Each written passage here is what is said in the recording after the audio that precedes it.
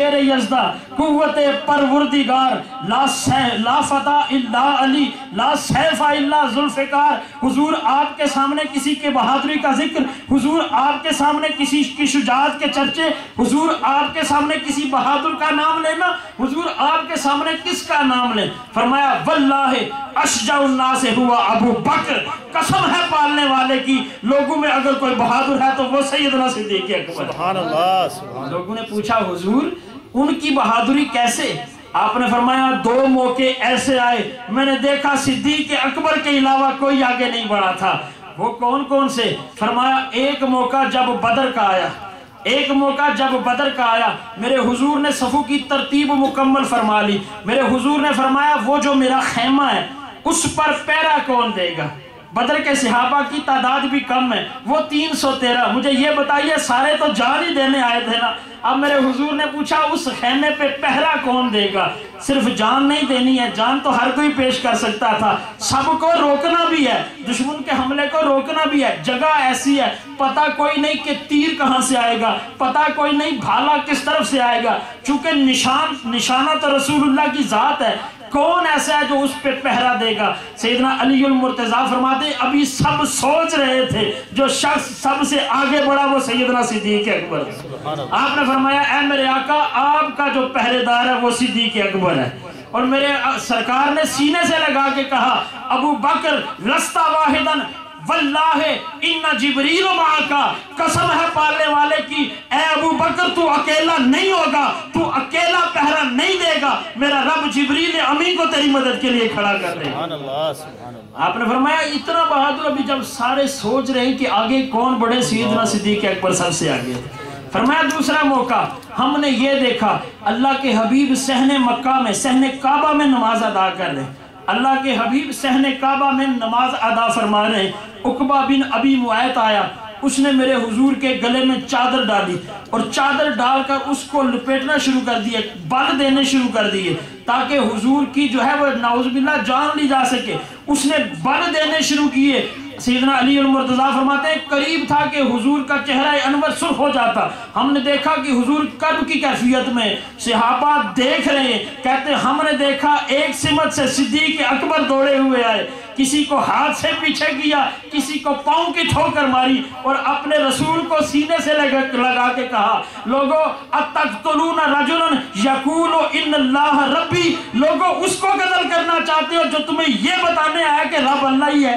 آپ نے فرمایا ابھی سارے دیکھ رہے تھے تو جو شخص آگے بڑھا تھا وہ سیدنا صدیق اکبر تھے. اور پھر جب آپ یہ بات کہہ رہے تھے، حافظ ابن کثیر لکھتا ہے جب آپ نے یہ بات کہہ رہے تھے یستر وجہہ بثوب، آپ نے اپنا چہرہ کپڑے میں چھپا لیا اور پھر سوال کیا لوگوں ذرا یہ بتاؤ یہ جو آل فرعون کا مومن ہے وہ افضل ہے یا سیدنا صدیق اکبر افضل ہے؟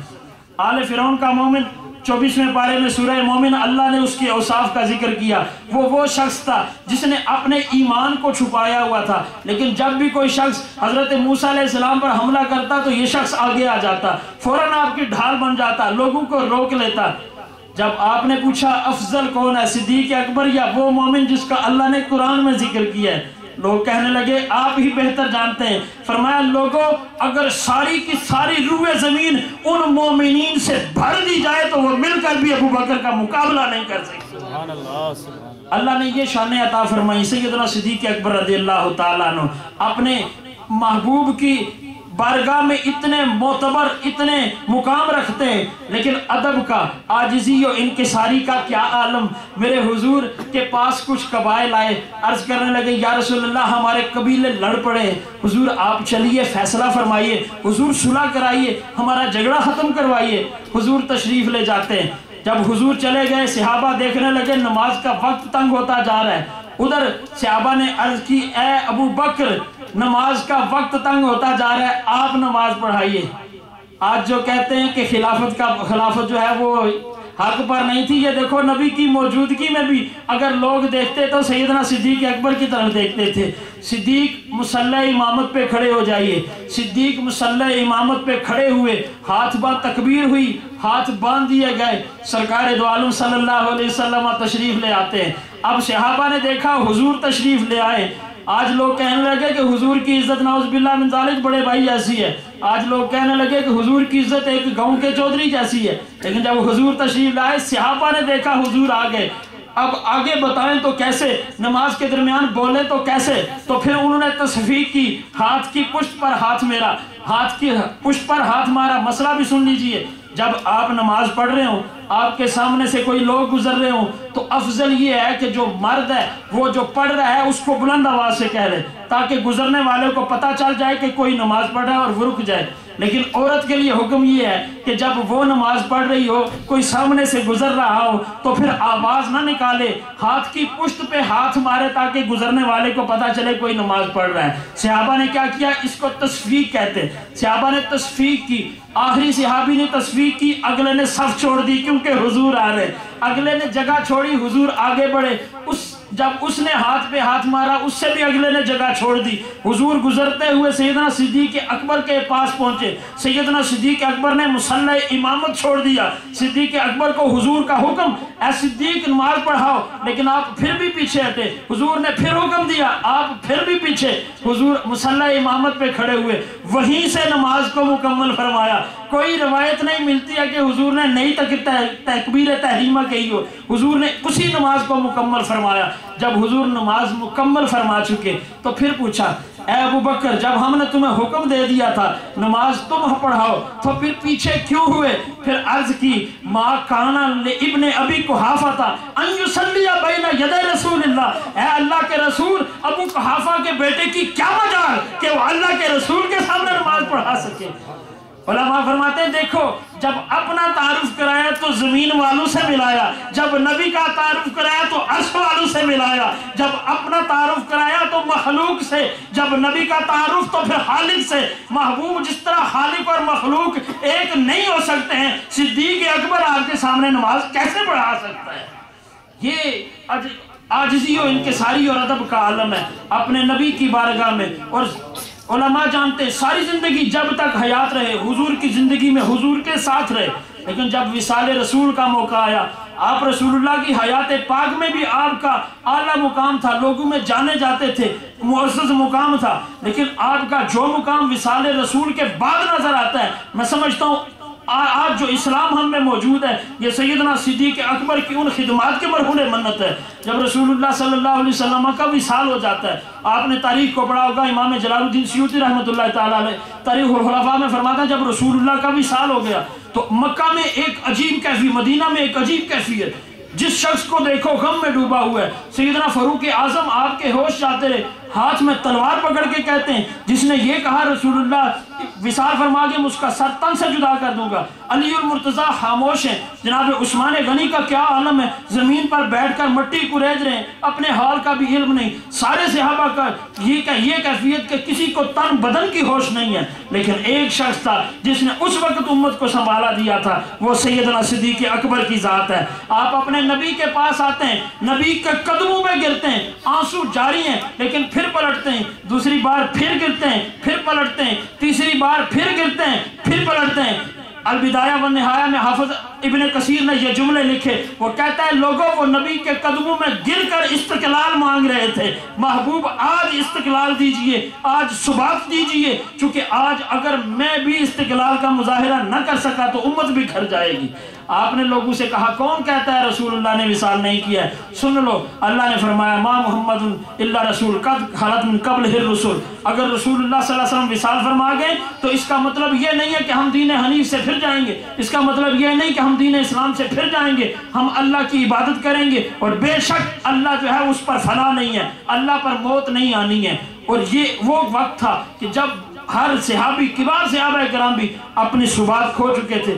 اب جب جیسے اس رسول اللہ کا وصال آتا ہے، پہلا جو مسئلہ درپیش آیا وہ یہ تھا کہ خلیفہ کون بنا ہے۔ ابھی رسول اللہ صلی اللہ علیہ وسلم کی جو جسم مبارک ہے سامنے پڑا ہوا، انصار نے آپس میں وہاں ایک جگہ پر اکٹھے ہو کر سقیفہ بنو سعدہ میں اکٹھے ہو کر جلسہ شروع کر دیا کہ خلیفہ کون بنے گا، نام حضرت سعد بن عبادہ کا لے آئے۔ یہ وہ مسئلہ تھا کہ اب ایک طرف تو صحابہ کو سنبھالنا ہے، ادھر انصار کو بھی جو ہے وہ سمجھانا ہے۔ آپ انصار کے پاس تشریف لے گئے، انہیں کہا تم سچ کہتے ہو، تم وزیر ہو، अल्लाह के रसूल ने फरमाया था अल-अइम्मतु मिन कुरैश, बेशक इमामत जो है वो कुरैश के लिए है, तुम हमारे वजीर हो, तुम्हारे मशवरे के अलावा कोई बात नहीं होगी। इधर उनको संभालते हैं, उधर खबर आती है रसूलुल्लाह सल्लल्लाहु अलैहि वसल्लम के विसाल के साथ ही खबर क्या आती है कि कबीले अरब के कबीले जो मुर्तद हो गए, कबाइल अरब मुर्तद हो गए, लोगों ने ज़कात देना छोड़ दी है, लोगों ने नमाज को मौकूफ़ कर दिया है, और फिर नए नए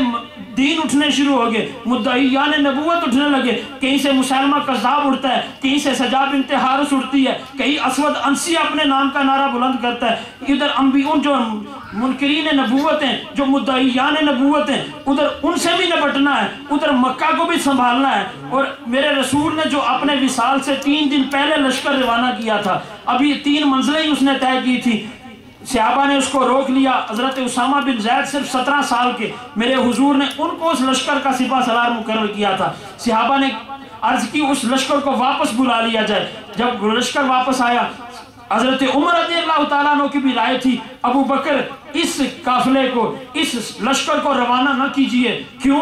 इसलिए कि मदीना में लश्कर की ज़्यादा ज़रूरत है, मदीना में फ़ौज की ज़्यादा ज़रूरत है, क्योंकि सारे अरब में शोरश बर्पा हो चुकी है। लेकिन सैयदना सिद्दीक़ अकबर ने कहा उसामा लश्कर को लो और रवाना हो जाओ। सैयदना फारूक आज़म कहते हैं अबू बकर क्या कर रहे हो? आपने कहा अबू बकर ए उमर तू जाहिलियत में कितना सख्त था, आज इतना नरम पड़ गया। उन्होंने कहा तो क्या करने लगे? आपने फरमाया वो लश्कर जिसको रसूलुल्लाह ने रवाना किया है, अबू कहाफा का बेटा उसे कैसे रोक सकता है? लोगों ने कहा आज मदीने में फौज ज्यादा है। आपने फरमाया अगर मदीने में इतना सन्नाटा छा जाए कि दरिंदे मेरी टांगों को आकर नोचने लगे, मैं फिर भी इस लश्कर को रवाना करूंगा। फिर लोगों ने कहा हुजूर अगर रवाना ही करना है तो उसामा बिन ज़ैद को 17 साल के हैं, इनको तो माजूल कर दीजिए, किसी दूसरे शख्स को, किसी हजरत खालिद बिन वलीद का नाम आता है, इनको ही सिपा सलार मुकर्रर कर दीजिए। आपने फरमाया लोगों वो शख्स जिसको अल्लाह के रसूल ने मुकर्रर किया है,